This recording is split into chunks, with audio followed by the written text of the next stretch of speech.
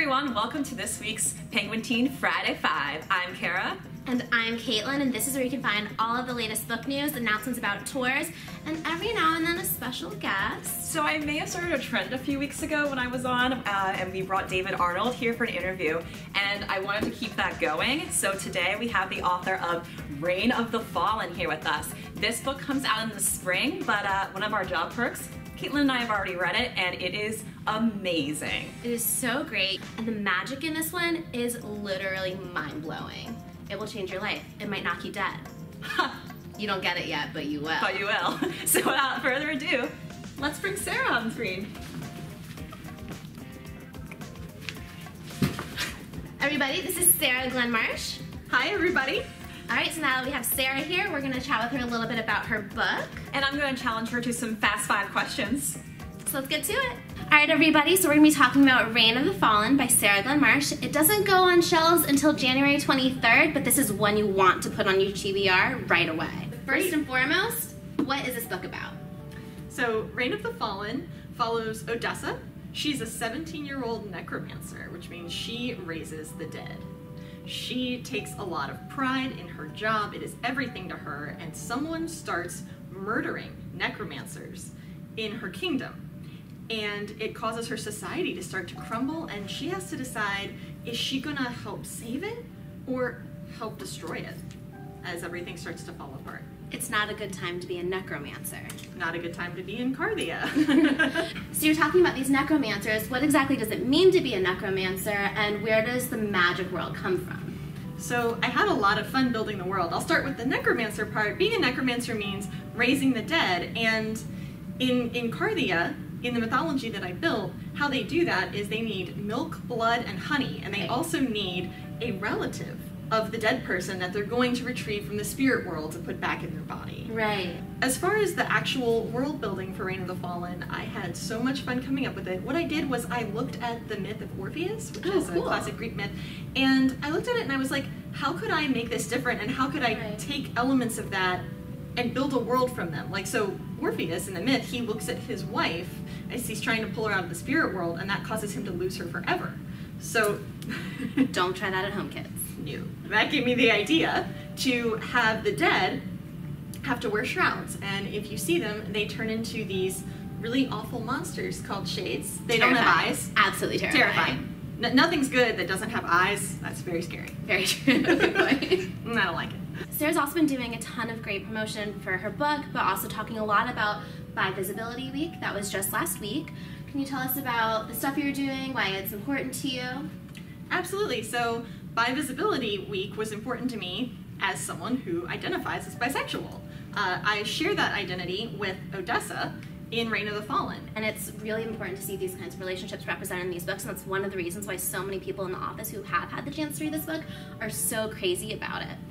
I appreciate that. And you know, bisexuality is very often stigmatized, and so when it is present in a book, it's often done in a way that's maybe not the greatest, and so, you know, hopefully in Reign of the Fallen, I've brought in some positive representation, and I've certainly brought in my own representation and what it means to me. So the main character, Odessa, she feels authentic, she feels real, she feels like someone who you can root for. So writing her, was it something that you felt a really close connection with the character herself? Absolutely.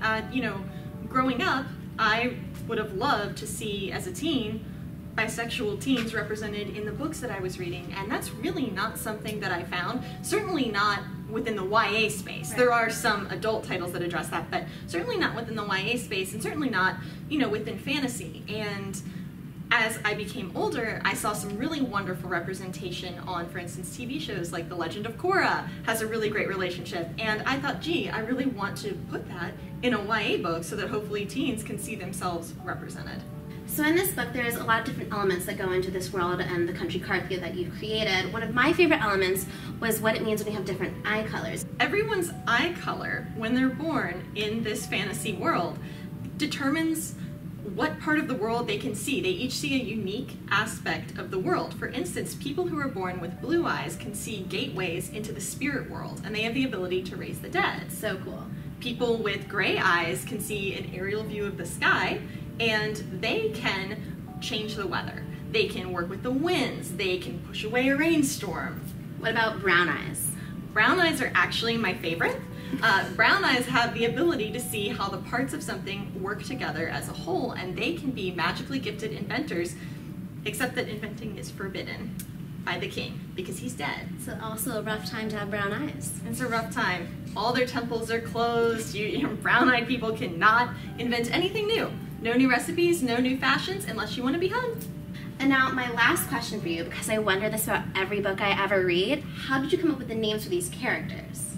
So some of them literally just came out of my head, things that I thought sounded cool, and then for some of them, I did some hardcore Google searches for really unusual names. Love it. So what are your favorite names that you came up with for this book? Top 3. Okay, so Cardia is one that I came up with. Right, and that's where the book takes place. That's the country. Cimbri is another of my favorites. And Valoria is his favorite as well. Valoria is a princess. If I could walk around and be like, hi, I'm Princess Valoria, whole new world for me, ladies and gentlemen. All right, Sarah, it's time for the PenguinTeen Fast 5. I'm going to ask you 5 fast questions, and you just answer with whatever pops into your head. I don't know if I'm ready. That's okay. We're still going to start now. Okay. First question. What song best represents Reign of the Fallen? I'm going to cheat and give you an entire album. Because Yes. It's horrible. Okay, so the album would be the Badlands album by Halsey. I love it. That is the soundtrack to Reign.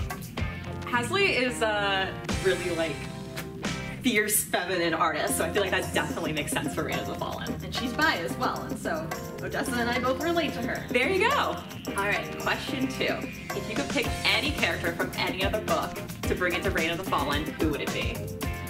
So there are a lot of options. However, I'm going to go with Dolores Umbridge from Harry Potter. Yes. Because while Voldemort is scary, she's a whole other level of terrifying, and I would absolutely love to see my characters handle her. They would, for sure. With your editor in the room, so sorry. What is your best or worst excuse for missing a deadline?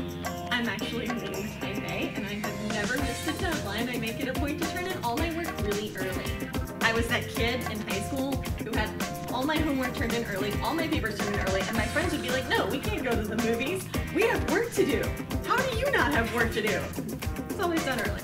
High school you and high school me would probably have been best friends. What book do you wish you could read again for the first time? No question, Harry Potter, because I grew up with Harry. I was about his age when the first book came out, and getting to grow up with him, I would love to relive the magic. It's like reliving your childhood, basically, Yeah, rereading it it. is. Yeah. All right, and last question to lead us out, because I'm a little hungry, it's almost lunchtime. What is your favorite writing snack? Kit Kat bars. Do you break them apart, or are you one of those monsters that go in with 2? Oh, I like to break them apart, and I like the minis. Because then you can eat more of them and feel less guilty. Somehow that works out. That is a great tip. Thank you. We've got a lot of exciting stuff going on these days.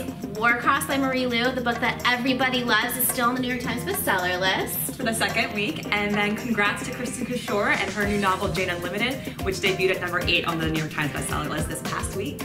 And I also heard some pretty exciting stuff about City of Saints and Thieves was coming out. That's right, Caitlin. So we have some movie news for City of Saints and Thieves by Natalie Anderson. So we already know that Kerry Washington, the star of Scandal, is signed on to produce the movie, but now we have a director who's done some pretty cool things, like Beyonce's Formation video, Master of None. and Insecure. So this is gonna be an A+ movie. So thanks for hanging out with us this week, you guys. We can't wait to see you next week. And a special thanks to Sarah, author of Reign of the Fallen, for hanging out with us today. Thank you all so much for having me. I had a wonderful time. So your book comes out in January. Until then, where can everyone check you out online? So I'm on Twitter. It's SG_Marsh, and please follow me and say hi. I love making new friends. And I actually also saw on there that you recently revealed your beautiful character cards. And we're doing some pretty fun stuff with these guys, so check them out. Keep an eye on my Twitter for giveaways of sets of these cards. Since you all quizzed me, I have a quiz for you. I think that's allowed. Go for it. Favorite characters from Reign of the Fallen, and go. So hands down for me, it's Mary. She is such a stubborn character through most of the book, and I love when people just dig their heels in and really stick to what they believe in, and also her ability to go inside the minds of animals. That's a pretty cool power. Merity's my girl. Okay, so I have two.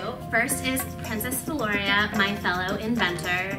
My brown eyes actually gave me that kind of skill set. But I love her because she's doing something she's not supposed to be doing, and she's using her intellect and she's being creative all at once, and she's fighting for something that she believes in despite everyone pushing against her. My second favorite character is my girl Casimira. She, again, also lives a little bit outside the wall, so clearly I'm set for a life of crime at some point. But I love her too because she's another really strong female character who gets out there and also kicks some serious ass. Yeah. Yeah. She really gets out. She's a girl who really gets out there and kicks some serious ass. So basically together these characters form the ultimate Reign of the Fallen girl gang. They form the ultimate ass-kicking team. So that's this week's Penguin Teen Friday 5. We've got a lot more exciting stuff coming up. We'll see you next time.